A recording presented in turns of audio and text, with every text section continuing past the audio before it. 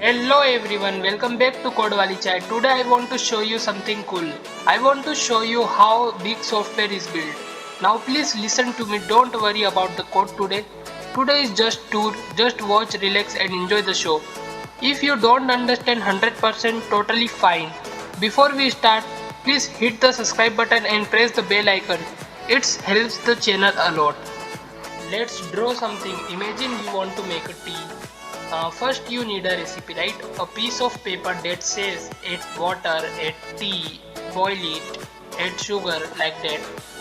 The recipe is what we call a class in Python. Now when you actually cook it, you get a real cup of tea in your hand. This real cup is called an object. So class equals to recipe, RECIP, and object equals to real things. Let's see this in code. Watch how simple it is. Let's jump into the code. Class chai. I wrote class chai. This is my recipe. Now we initialize a function where we make a tea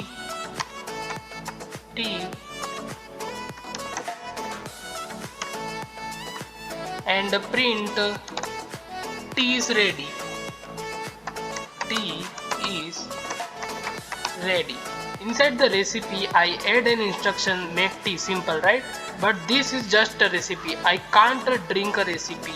I need the real cup, which is called object. Now I create object my cup. Here we create the object. The line is a magic. I said computer, look at the chai class and give me my cup. Now my cup is a real object. Now that I have my cup, let's use it. My cup dot make tea and run it. Tea is ready. See the output. That's it. That is object oriented programming. You have a class and you create an object. If you understood this simple concept, you are already thinking like a programmer. In the next video we will talk about why Python is so popular. See how in the next one. Bye bye. See you soon in the next video.